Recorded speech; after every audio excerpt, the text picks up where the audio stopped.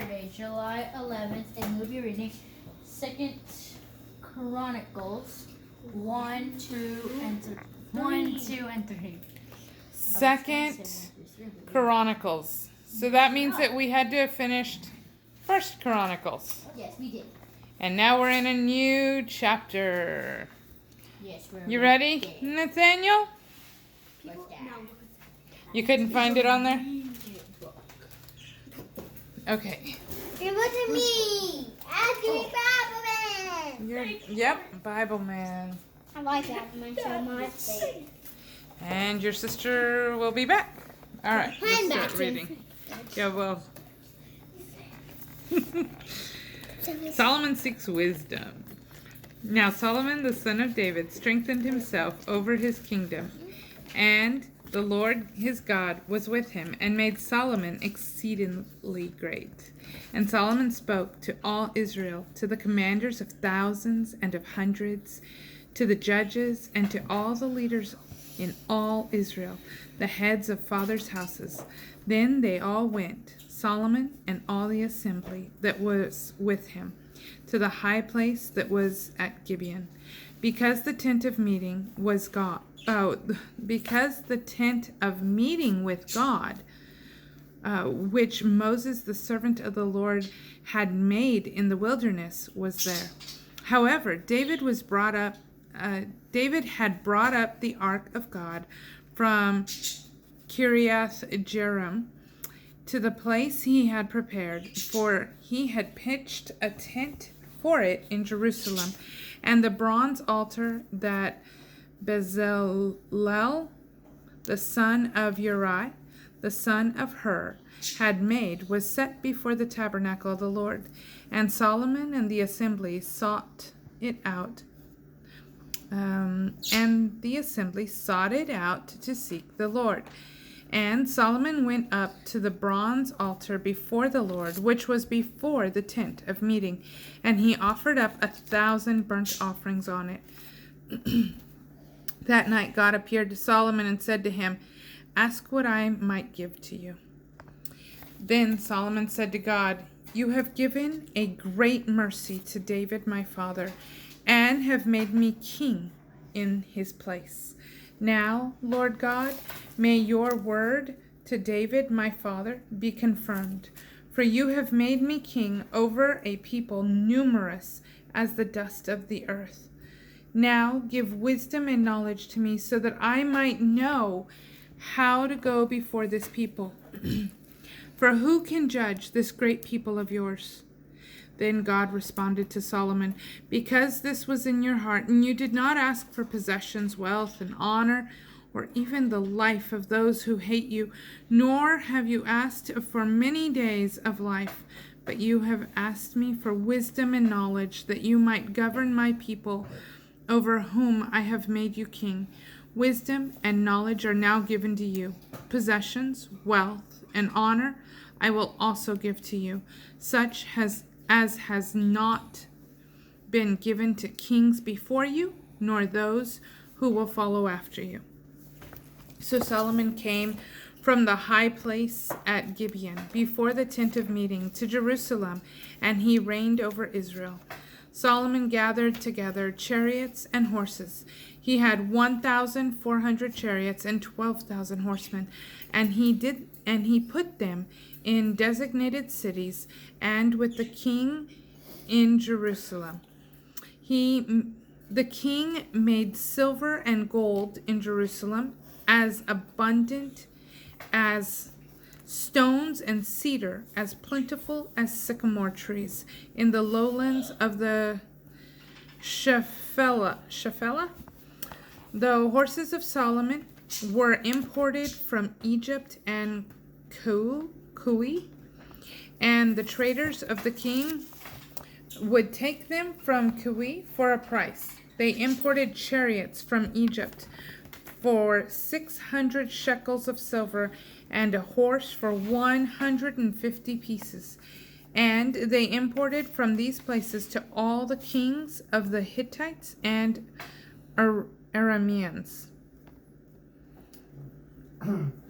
Plans for building the temple. Now Solomon wanted to build a temple for the Lord, for the name of the Lord, and a royal house for his kingship. And Solomon designated 70,000 men to carry materials, 80,000 men to cut stone in the hills, and 3,600 supervisors to oversee these men. And Solomon sent word to Hiram, king of Tyre, saying, "As you did for David my father, and sent him cedar trees in order to build for him a house in which to dwell, so deal with me. I am going to build a temple for the name of the Lord my God, sanctioned for him, for making sacrifices before him, and for incense of fragrant spices, and for the continual showbread, for burnt offerings on both morning and evenings, and for Sabbaths, new moons, and appointed feasts of the Lord our God as an ordinance forever for Israel. And the house that I am building will be great, because our God is greater than all other gods. But who is able to build a house for him? Since the heavens and the highest heavens cannot contain him, who am I that I build a house for him, except to make offerings before him? Now may you send to me a wise man who works with gold, silver, bronze, iron, and in purple, crimson, and violet threads, and knows how to engrave, who will be with skilled workers, and me in Judah and Jerusalem, with which David my father established. And may you send me trees of cedar, cypress, and algum from Lebanon, because I realize that your slaves know how to cut timber in Lebanon, and my servants will be alongside your servants to prepare an abundance of timber for me, because the temple that I build will be great and marvelous. I will provide for the woodsmen your services who cut timber, 20,000 dry cores of crushed wheat, 20,000 cores of barley, 20,000 liquid baths of wine, and 20,000 liquid baths of oil." Then Hiram, king of Tyre, responded in a letter that he sent to Solomon, "Because the Lord loves his people, he has made you king over them. And Hiram said, "Blessed be the Lord God of Israel, who made heaven and earth, and has given King David a wise son, having insight and understanding, who is building a temple for the Lord and a royal house for his kingship. And now I have sent a skilled man endowed with understanding, Huram Abi, the son of a woman from the daughters of Dan, and the son of a man of Tyre, who knows gold, silver, bronze, iron, stone, wood, and purple, violet, blue, and crimson threads, and who knows how to make all types of engravings, and to devise every type of design that is given to him, with your skilled men and the skilled men of my lord David your father. Now the wheat, the barley, the oil, and the wine that my lord has declared may he send these items to his slaves. And let us cut the timber from Lebanon, whatever you need, and we will bring it to you on rafts on the sea to Jaffa, and you will bring it up to Jerusalem." Then Solomon numbered all the male foreigners who were in the land of Israel, after the census that David his father had taken, and there were 153,600, and he made 70,000 of them to carry materials, 80,000 to cut stone in the hills, and 3,600 supervisors to make the people work. Solomon builds the temple. So Solomon began to build the house of the Lord in Jerusalem on Mount Moriah, where he appeared to David his father, at the place that David established on the threshing floor of Ornan the Jebusite. He began to build in the 2nd month, on the 2nd day, during the 4th year of his reign. These are the foundation measurements that Solomon used for building the house of God. The cubit length in the former standard measure was 60 cubits, and the width 20 cubits.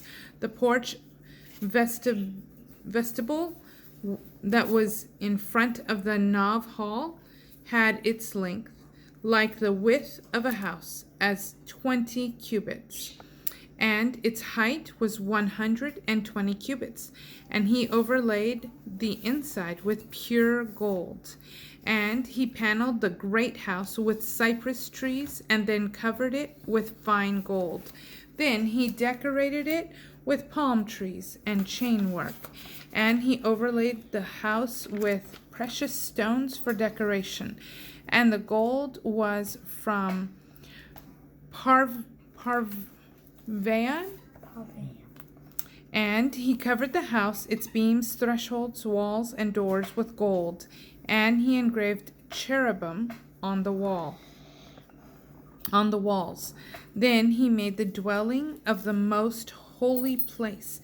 Its length was as the width of 20 cubits, and its width also 20 cubits. And he covered it with fine gold, 600 talents worth.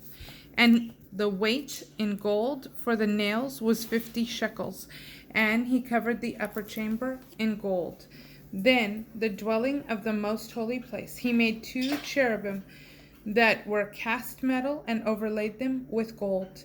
And the wings of the cherubim were the length of 20 cubits, and the wing of one cherub was 5 cubits, reaching the wall of the house. And the wing of the other was 5 cubits, reaching to the wing of the other cherub. And the wing of this cherub was 5 cubits, reaching to the other wall of the house. And the other wing was 5 cubits, touching the wing of the first cherub. So the wing of these cherubim spread out were 20 cubits. They were upright on their feet, facing inward toward the house. Then he made the curtain of violet, purple, crimson, and blue thread, and he wove cherubim into it. And he made 2 pillars in front of the house, 35 cubits high, and with a 5-cubit capital on the top of the pillar. Then he made ornamental chainwork, like in the most holy place, and set it on the top of the pillars. Then he designed 100 pomegranates and set them on the chainwork. Then he raised the pillars in front of the temple, with one on the right to the south and the other on the left to the north. And the pillar to the south he called Jachin, and the pillar to the north he called Boaz. And that is 2 Chronicles 1, 2, and 3.